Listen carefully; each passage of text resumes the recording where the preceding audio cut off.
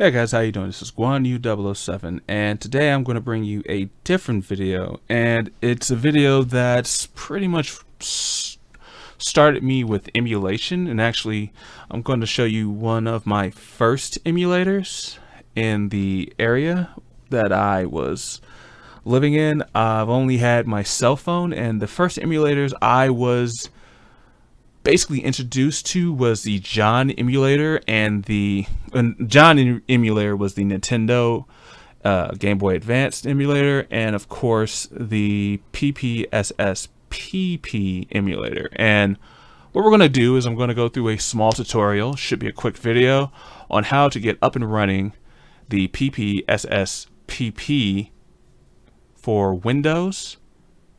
If you already have it on Android, don't worry. It's kind of the similar thing. All you have to do is just go into the website itself. So the first thing we're going to do is we're going to go to the website, which is PPSSPP, and in the beginning you should see something like this, and they have a home. And no, this isn't stealing. This is just emulation, which is the gray area that everybody talks about. So with this, all you have to do is take a look at the iterations of the PPSSPP, and you can see it's already at 1.4.2 or explanation mark. I thought it was going to be a point. Anyway, and it's gone through a lot of changes since I first picked it up on my cell phone, and man, it's great to actually see that I'm sorry, this is taking me back, because I've had this emulator for I think a couple years on my phone. So, but anyway, the only thing you have to do is go to downloads, go to the zip files where you'll find them at, go for Windows, and there's the installer, which you do not need, and then there's the zip file. Download the zip file as such, and it will download to your downloads tab. Now for gold, you can always buy gold, the gold version of it. I have the gold version for Android, and it's only like a couple of bucks. Support the people who are doing the emulators. And if you want to buy the gold version for let's see, if you want to buy the gold version for Windows, it's only whatever you want, which is the hang around, show some port or whatnot, which is like $3, $2, and of course all the way up to 50. So basically they're asking, just for donations, and I say go ahead and give it to them. It's a great emulator, and it works with almost every PSP game there is. Now, speaking of PSP games, we're going to go ahead and look at where to get them, and I've already selected one. It's Me and My Katamari, which is the US version of it, and I've already downloaded. So, but in the beginning, what you would have to do is you would have to go to the games section of Me and My Katamari, which I'm trying to get to, because I wasn't smart enough to freaking have this done yet. Alright, so you're going to go ahead and click on the link in the description. It will take you to emuparadise. Now, emuparadise has a bunch of ROMs. Sometimes they would have emulators as well. Not always. But the ROMs basically go from the old Ataris, the Atari Jaguars, the some of the Nintendos, all the way up to GameCube, of course. And, of course, Wii's. Just in case you want to play the Wii versions of them, a lot of the Sonys, a lot of Segas, especially Dreamcast. For handhelds, of course, we got PlayStation Portable, the Nokia N-Gage, the Nintendo Game Boy Color, which I'm probably going to look at that, and hopefully I can find a Windows version to that. I wouldn't mind playing Nintendo games, period. Oh, and of course there's older ROM boxes for older games that are on PC as well, just in case you're having problems running a game and you shouldn't, but you could have a problem. You'll have something to emulate them. And of course on this side you have the arcade systems, which I don't touch, but if you're looking for somebody to do an emulation of a old arcade style Street Fighter game, I think there are a couple on YouTube. I've never touched them myself. So what you want to do is you're going to go to the platform that you're going to want the game from. So I'm in PSP because the PPSSPP is a ROM. So you're just going to go to EMS or wherever you want to go to. It's a huge list of games. Total in tile is 2,906 games. Go all the way down to whatever games you want. We're going to go with, because why not? Let's go with Madden 07. And from there, you're going to see, oh, Madden 07 looks okay. You're going to go down to download links, which should be right there. Download Madden. Now, before you get to this area, you're going to have to do the normal, which is prove that you're not a robot. And then after that, you can go ahead and hit the download link. I'm not going to download Madden because I don't need to, because I don't really want it. But after you do download it, and go into your download list, you will go into your PC, go to wherever you keep your downloads. If it's on your desktop, that's you. I do not use my desktop for it. I go into a specific folder. Make a folder the same way you would make it for CMU. If you're a CMU user, you would make the folder, and then you will say whatever the update is for that. And as soon as you're done, you would go in, place your PSP into it. After you do such, you would just hit extract here, and yes, I'm just going to replace all because it's an easy extraction. Take out the, and yes, you can go ahead and replace that.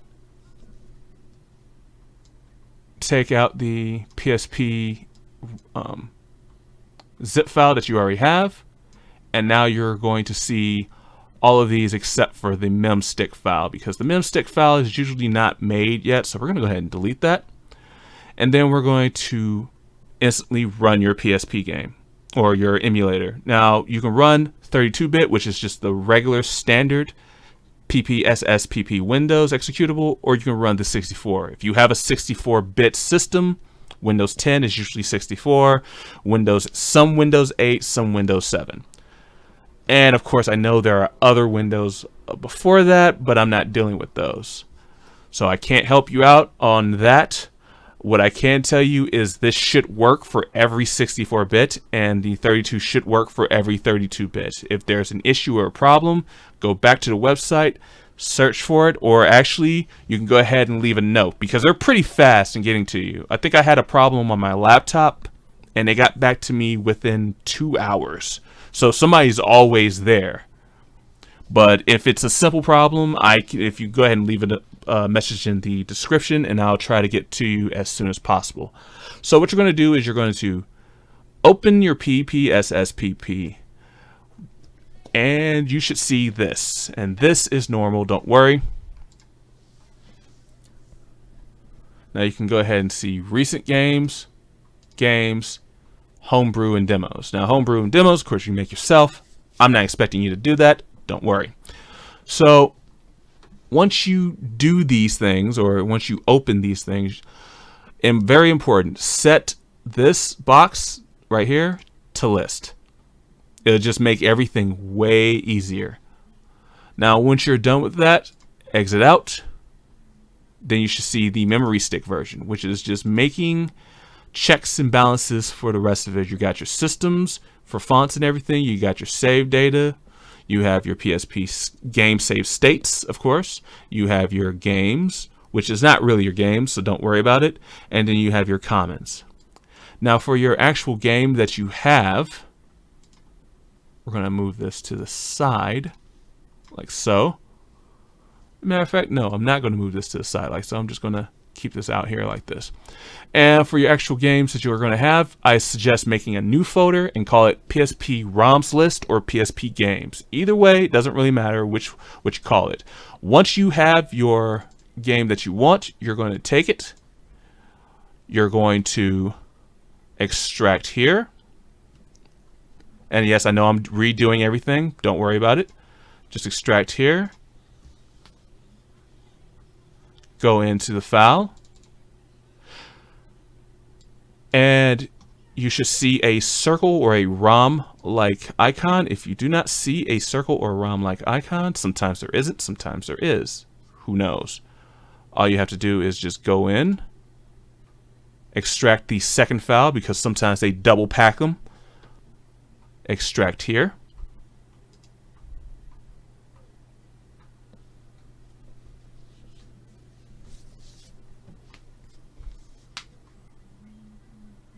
And after that, we should be almost good to go. After that happens, and after everything is purely extracted and you have all your files together plus your artisans, you should be ready to go. Now, fair warning, some games allow, or sometimes the PPSSPP, we're just going to call it PSP. All right, sometimes the PSP can run games out of the ROM, and sometimes it can't. And you'll quickly find that out once you try to run said game or program. But like I said, sometimes you'll get the game and program. Sometimes you'll just get the disk image itself. Now, the disk image or ISO image, that's exactly what you want. You're going to go ahead and close this out now because you don't need it. Open up your emulator. So now you're going to go ahead and browse and search for it. Let's see if we can search for it. And no, we don't want to do that. So let's go ahead and browse. We're going to go ahead and do desktop.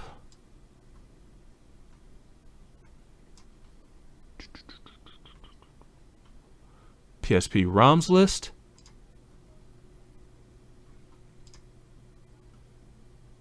Miyakanamoto. Open that. And now you should be loading.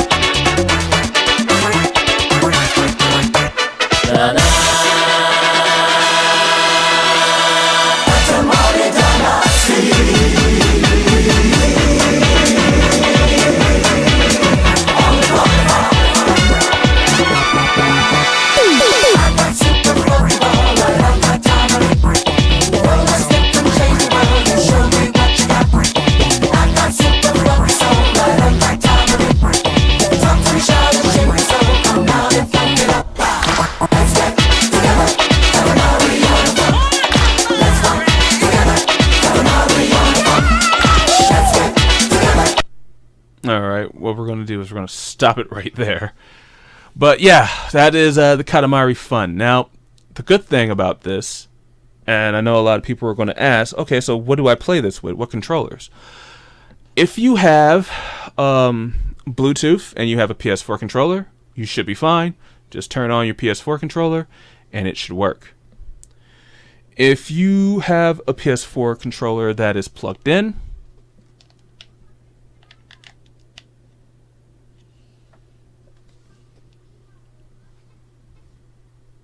it should also work as well. Let's see. Let's see. Do I want to reset? Do I want to start? It's been so long, so bear with me. But what I want to do is not enable sound. Sweet. Therefore, we can go ahead and continue this.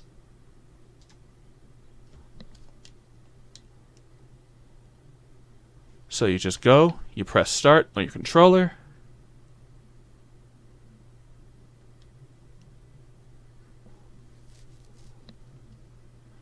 And you should be able to start. Now, I'm not going to say this emulator is picture perfect, but they have tried to make it as, well, picture perfect as possible. The main reason a lot of people get this emulator, though, is for Monster Hunter in general. And yes, Monster Hunter does work. And yes, every Monster Hunter works with it. It's kind of like how CMU is. CMU works with all games sometimes, but they're definitely going to make it work with Breath of the Wild. So don't be alarmed. Just play your games as such. Also, if you're wondering if you need like a secondary like a program such as DS4 to run your games, no, you do not. Now that we are here with this, and I'm just trying to scroll through this, and holy crap.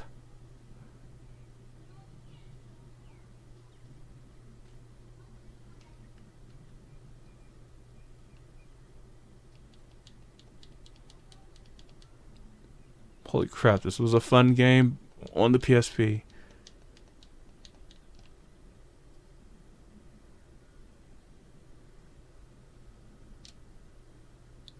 Yep. Alright. Nope. So what we're going to do is I'm going to stop this.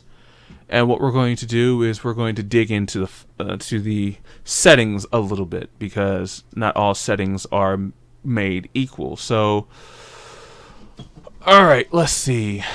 Don't ignore Windows keys. You always want those. Controller mapping. Your controller should basically be mapped to a PlayStation controller itself. The only difference is you usually don't have a right stick, and you usually don't have the two triggers on top. However, you can always change these at any point. So don't worry if you don't want your buttons to be certain things. You can always remap them. One of the best things about having an emulator is because you have so much choice. Display layout editor, full screen, VSync. VSync in itself is not bad for the emulator itself, so you won't have a problem. Post-processing. You have multiple post-processings you can do, but we're going to keep it on AA for right now. You have resolution size. So right now it's just on regular resolution. Let's go ahead and put it on 10 times. And by the way, these resolution shades and size have to do with the PSP's regular resolution size. So I really wouldn't worry about it. It's not something that you're going to need to focus on.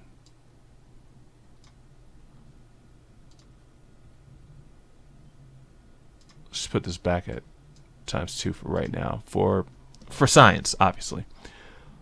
Rendered backend restarts PSP. So what you have right here is what you can run them on. DirectX 9, DirectX 11, and of course Vulkan. The 3D is just 3D rendering. It doesn't really matter. So what I find is everything should run on GL, OpenGL, of course. But you might run into certain games that might need DirectX 11, which is fine. Vulkan is experimental. If you have an AMD card, run Vulkan. If you have an NVIDIA card, you can run everything else. But I think Vulkan works on NVIDIA cards too. It's just NVIDIA is not made for them. Usually it slows them down anyway. Render mode, you can keep it at buffered rendering. Frame skip, you don't need frame skip because you're using both your graphics card and your CPU in tandem, and because the PSP is not is not really a power draw fucking system, you should be fine. Texture filtering, you can do auto if you want. Some people do linear. I don't. I just keep it as auto. I want the original of how it feels for the PSP for me. Texture scaling, you can go ahead and do auto. Your texture scaling should instantly cover everything and should stop with the look of blockiness, which is good. This also helps for when you're scaling between full screen or pocket size. It will keep the textures or it will scale them automatically, and you can do the hybrid of the BRZs, or you can go ahead and do Bitcubic. I just keep it on BRZ. But other people have told me hybrid works just fine. You can also do a frames counter. We'll go ahead and show that.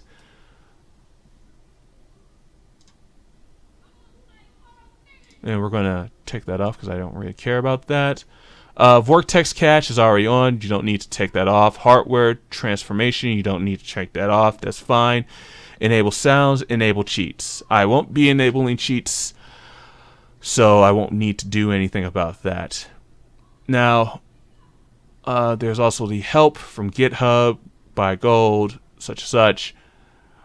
I'm trying to think if there's anything else I need to say before I stop this video.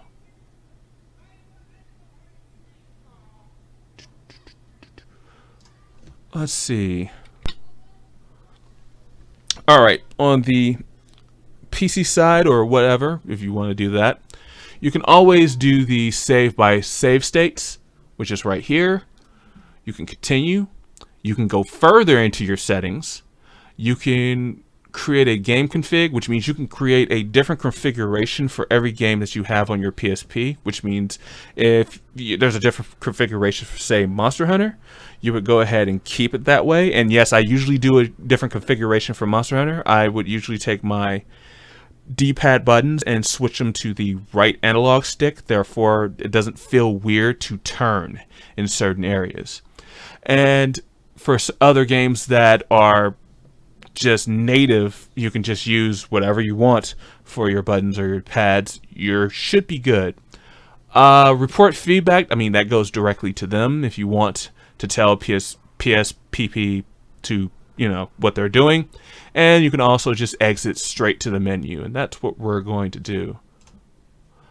And for settings, of course, you'll see it in your recent games, the games that you have played. You can also go directly into settings and change everything you want. So if you want to run everything off the back end with DirectX 11, which we're going to go ahead and do, we're going to say yes. And then we're going to do a restart, of course. And there. Quick restart, seamless, didn't hurt anything. You can also change the resolution in your settings, of course. Go to game settings. Last time I checked, there was a resolution bar in my last one that took it all the way up to 8K. For some reason, I'm not seeing it. Maybe I need to see more settings.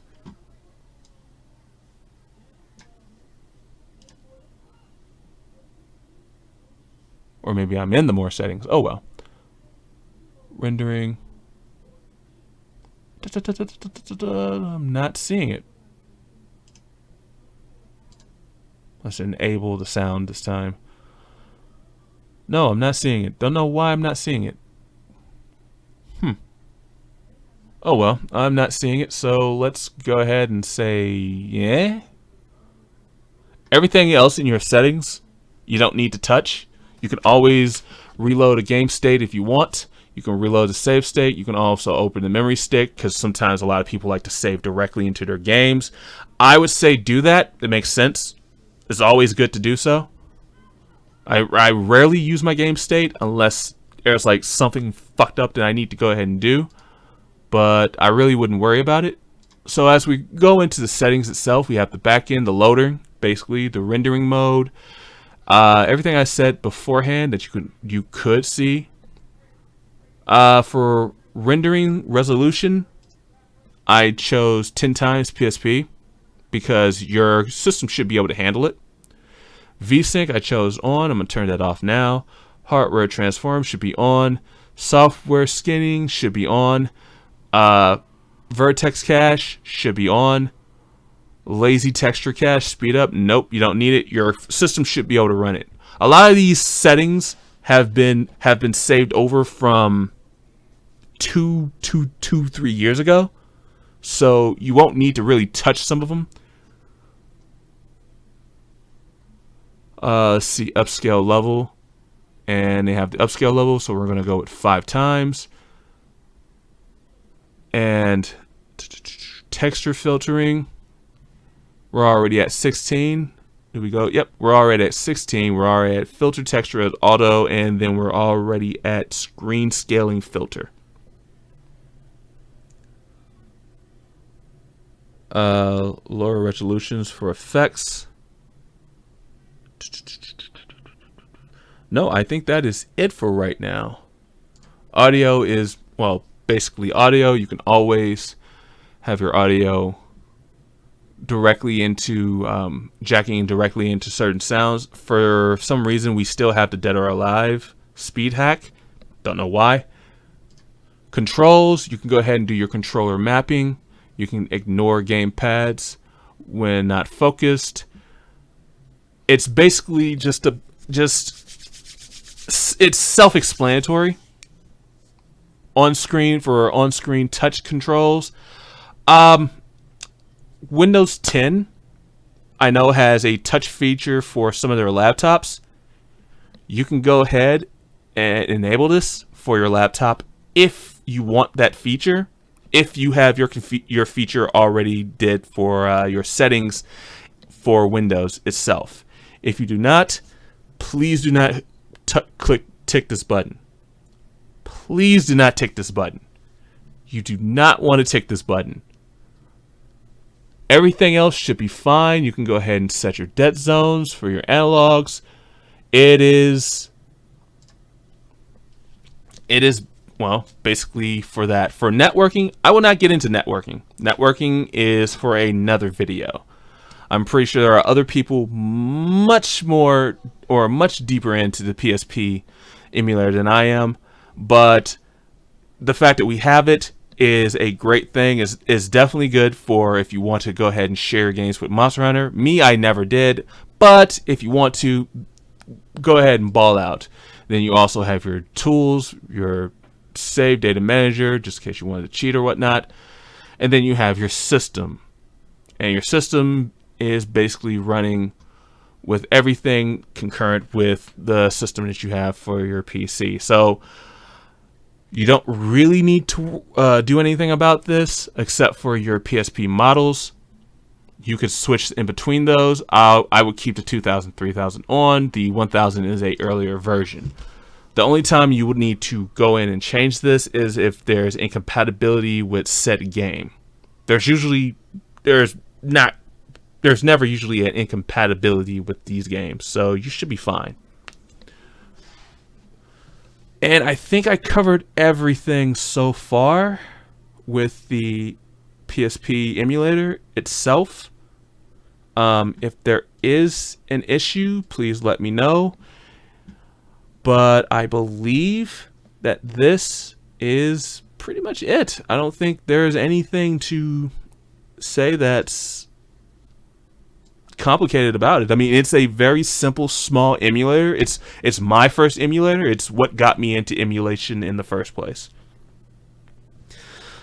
All right, guys, that's it for right now, and I will say have a nice evening and walk your dog.